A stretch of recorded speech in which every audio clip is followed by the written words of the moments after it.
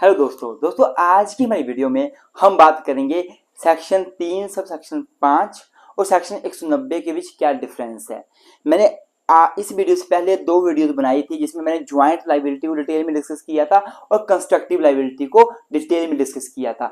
आज की जो मेरी वीडियो रहेगी इसमें मैं ज्वाइंट लायबिलिटी और कंस्ट्रक्टिव लायबिलिटी के बीच डिफरेंस को बताऊंगा। तो अगर आपने हमारे चैनल को सब्सक्राइब नहीं किया है तो प्लीज अभी के अभी चैनल को सब्सक्राइब कर लीजिए। और अगर आपने हमारी बाकी वीडियो नहीं देखी है बीएनएस की या फिर लॉ ऑफ टोर्ट की, लॉ ऑफ कॉन्ट्रैक्ट की, कॉन्स्टिट्यूशनल लॉ की, जूरिस्प्रूडेंस की, तो अब आप वो सारी वीडियोस देख सकते हैं। इस वीडियो के डिस्क्रिप्शन में मैं लिंक डाल दूंगा, उन वीडियो की प्लेलिस्ट की लिंक डाल दूंगा, आप सारी वीडियो को एक्सेस कर सकते हैं। तो दोस्तों वीडियो शुरू करने से पहले मैं आप सभी का आपके यूट्यूब हमारा यूट्यूब चैनल नहीं है, आपका यूट्यूब चैनल है, नाम है लॉ विद ट्विंस। मैं इसमें आपका स्वागत करता हूं और आज इसी के साथ आज की वीडियो को शुरू करते हैं।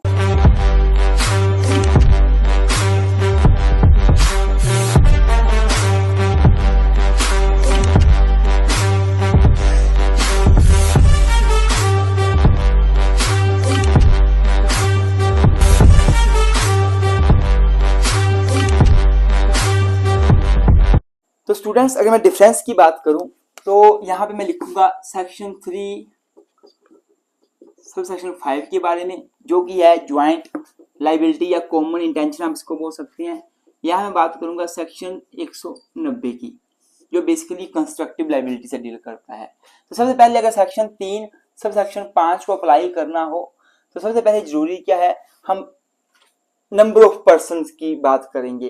तो नंबर ऑफ पर्सन की बात करें तो for the application of the provision of section 3 sub section 5 there must be presence of 2 और मोर देन 2 पर्सन, मतलब 2 और मोर देन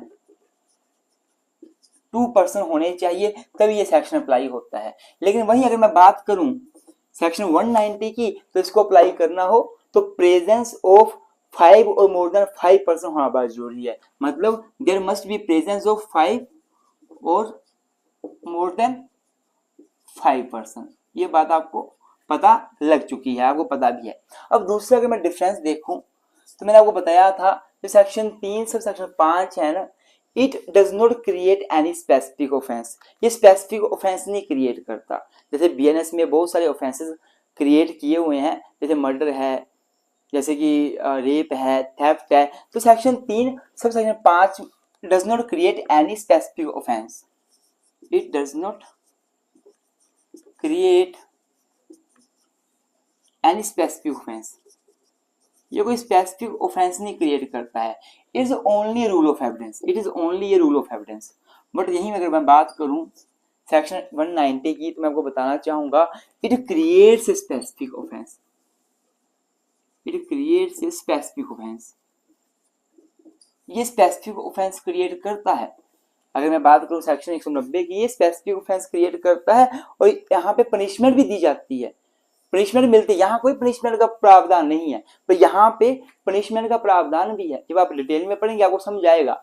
अगर मैं तीसरे पॉइंट की बात करूं तो तीसरे पॉइंट में क्या है, मेन पॉइंट कि जो सेक्शन 3 से सेक्शन 5 है ये बेसिकली कॉमन इंटेंशन की बात करता है। It tells about the common intention of all the person, common intention of all the person, या फिर आप ऐसा बोल सकते हैं common intention of all person are necessary for the application of section 3 sub section 5। What if we talk about section 190, no need of presence of common intention, no need of common intention. यहाँ पे common intention की जरूरत ही नहीं होती, क्योंकि यहाँ पे common object की बात की जाती है। यहाँ पे किसी प्रकार की कॉमन इंटेंशन की बात नहीं की जाती है। अब ये सेक्शन 3 सब सेक्शन 5 है ना, इसमें एक बात आपको पता होगी, आपने देखी होगी, जो हमने पढ़ी हुई थी कि there must be pre meeting of mind. इसमें प्री मीटिंग ऑफ माइंड होना चाहिए, देयर मस्ट बी, या आप इसी को पॉइंट को लिख सकते हो ऐसे, common intention, no need of common intention. तो आप ऐसा बना सकते हो there must be pre meeting of mind. हमने पढ़ा था पीछे ना कि प्री मीटिंग ऑफ माइंड बहुत जरूरी है सेक्शन 3 सब सेक्शन 5 को अप्लाई करने के लिए। चाहे प्री मीटिंग ऑफ माइंड 1 दिन पहले हुआ हो, 1 घंटा पहले हुआ हो, 1 मिनट क्यों ना हुआ पहले, पर जरूरी है। पर यहाँ पे no need of pre meeting of mind, कोई जरूरत ही नहीं है। अब 5वें पॉइंट की मैं बात करूं, मतलब ये 2 पॉइंट ना सेम ही है, आपको ये एक लिख सकते हैं, मतलब बोलने का मेरा ये है। अगले पॉइंट की मैं बात करूं, जो सेक्शन 3 सब सेक्शन 5 है, अगर इसको अप्लाई करना हो ना तो ओवर्ट एक्ट होना बहुत जरूरी है। मतलब क्या हुआ, इट रिक्वायर्ड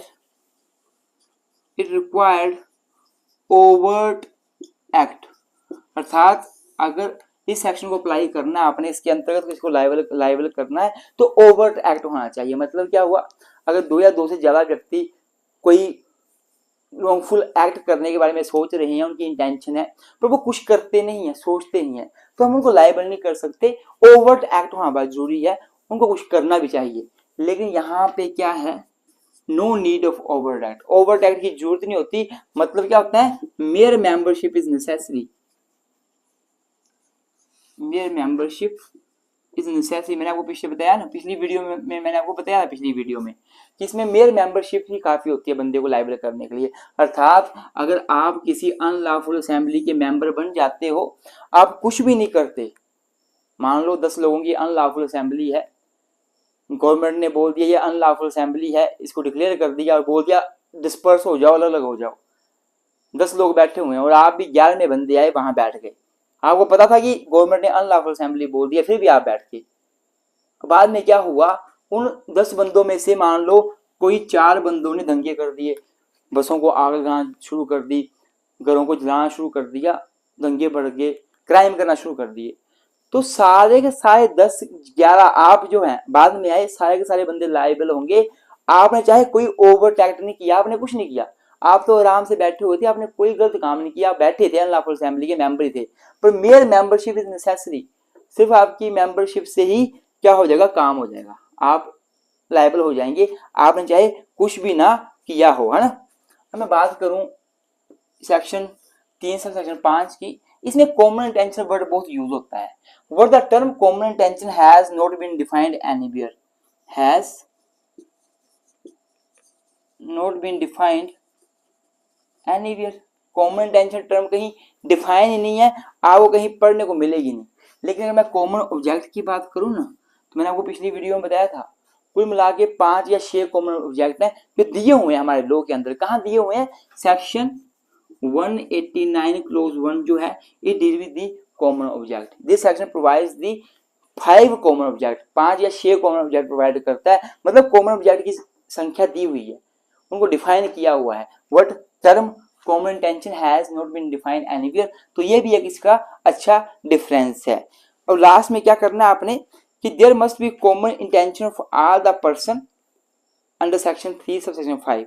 यहाँ पे ये बोला हुआ है कि इस सेक्शन को अप्लाई करना है तो कॉमन इंटेंशन जरूरी है, इस सेक्शन को अप्लाई करना है तो कॉमन इंटेंशन की जरूरत नहीं होती, सिर्फ कॉमन ऑब्जेक्टिव को फॉलो करना पड़ता है। फिर चाहे कॉमन ऑब्जेक्टिव को फॉलो करने के लिए इंटेंशन की जैसी मर्जी हो, अलग अलग क्यों ना हो। फॉर एग्जाम्पल 6 लोग हैं, 6 लोग चाहते क्या है, उनका ऑब्जेक्टिव क्या है कि इस गवर्नमेंट के किसी भी कार्य को एग्जीक्यूट नहीं होने देना है, किसी विल को एग्जीक्यूट नहीं होने देना, लॉ को एग्जीक्यूट नहीं होने देना है।